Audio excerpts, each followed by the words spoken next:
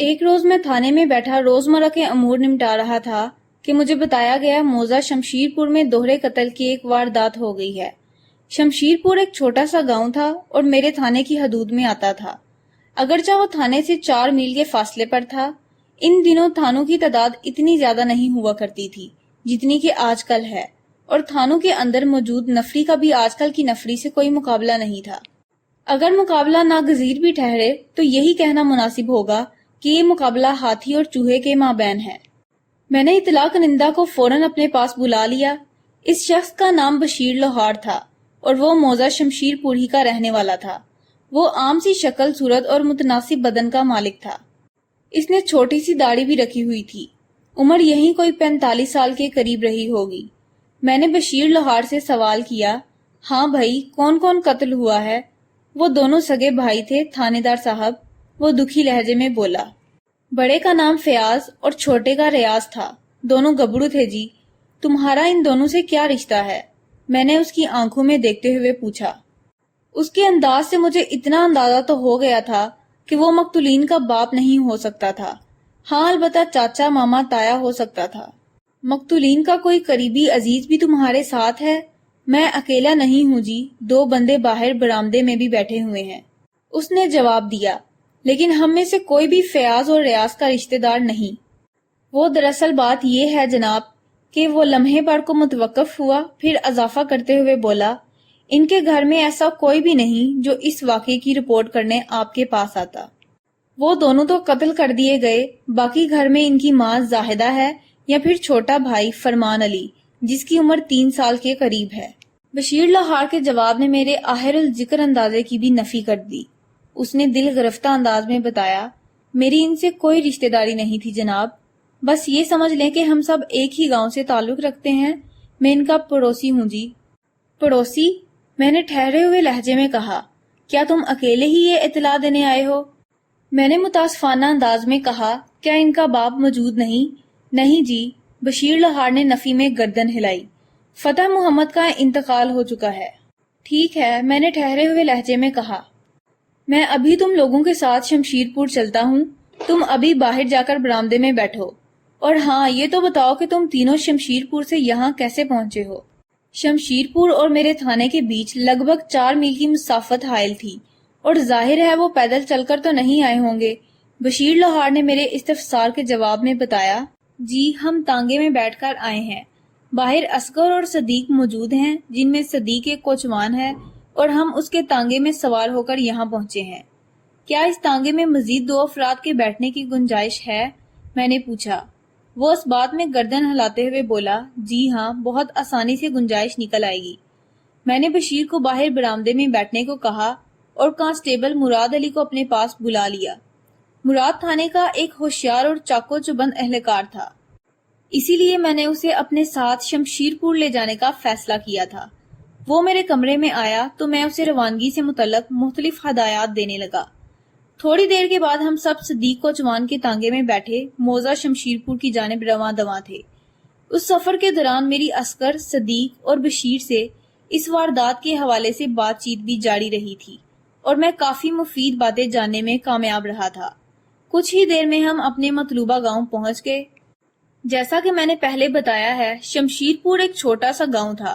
اس گاؤں میں مشکل سے 80-90 گھر آباد ہوں گے۔ میرا تھانہ حافظ آباد پنڈی بھٹیاں روڈ پر واقع تھا، اور وہاں سے ایک کچا راستہ شمشیر پور کی طرف آتا تھا۔ یہ کچا راستہ شمشیر پور کے اندر سے گزر کر جدوم میں چک میرا نامی ایک گاؤں تک چلا جاتا تھا۔ اس راستے کی خوبصورتی یہ تھی کہ اس کی دونوں جانب سرسبز لہلہاتے کھیتوں کا سلسلہ تحت نگاہ پھیلا دکھائی دیتا تھا، اور راستے کے ایک پہلو میں کسی چھوٹی نہر کے سائز کا ایک کھالا بھی بہتا تھا، جسے مقامی دیہاتی زبان میں سوا کہا جاتا تھا۔ یہ سوا اپنے دائیں بائیں کے کھیتوں کو سیراب کرتا تھا، یا پھر موسم گرما کی تپتی سلگتی دوپہروں میں گاؤں کے نوجوان اور جوان اس میں نہاتے تھے۔ آج کل گلابی جاڑے کے دن تھے، لہذا اس سوے کے لیے راوی چین ہی چین لکھ رہا تھا۔ ہم گاؤں میں داخل ہوئے اور سیدھے اس مقام پر پہنچ گئے جہاں دوہرے قتل کی یہ واردات ہوئی تھی۔ وہ دراصل مویشیوں والا ایک باڑہ تھا جو مقتولین کے گھر کے پچھواڑے میں واقع تھا۔ ہم یکے بعد دیگرے تانگے سے نیچے اترے، پھر میں بشیر لوہار کی رہنمائی میں मज़कूरा बाड़े के अंदर दाखिल हो गया। जब हम तांगे को छोड़ रहे थे तो मैंने बाड़े के दरवाजे पर दर्जन भर अफराद का झुमगट्टा देखा था। हम पर निगाह पड़ते ही वो दाएं बाएं छट गए थे, लिहाजा हमें उनसे कुछ भी नहीं कहना पड़ा था। पुलिस की वर्दी की अपनी ही एक जुबान होती है।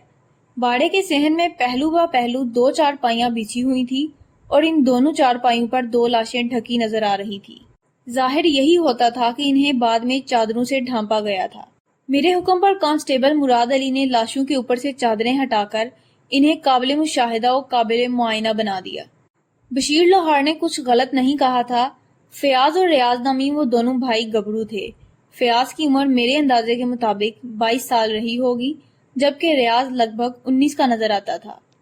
बाद अज़ां मेरा ये अंदाजा दुरुस्त साबित हुआ। फयाज रियाज से 3 साल बड़ा था। दोनों अलग अलग चारपाइयों पर जिंदगी से हाली पड़े थे। इस तरह के इनके वजूद के बलाई हिस्सों का खाना खराब कर दिया गया था। दोनों की लाशें खून से लथपथ थीं।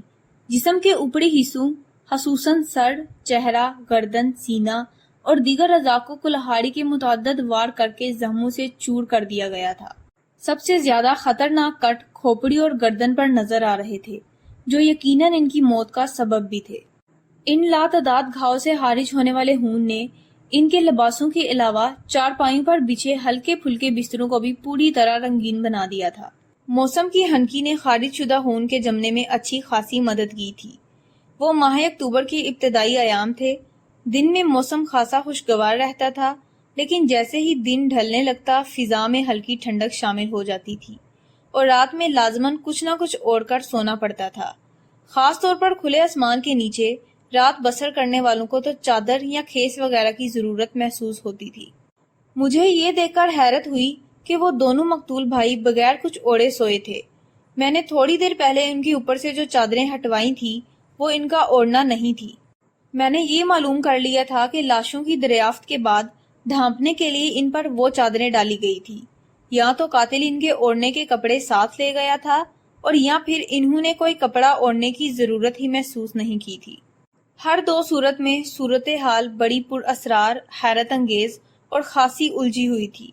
इससे भी ज्यादा तशवीशनाक और काबिल गौर बात यह थी कि दोनों भाइयों की जानिब से किसी मुजाहमत के आसार नजर नहीं आते थे।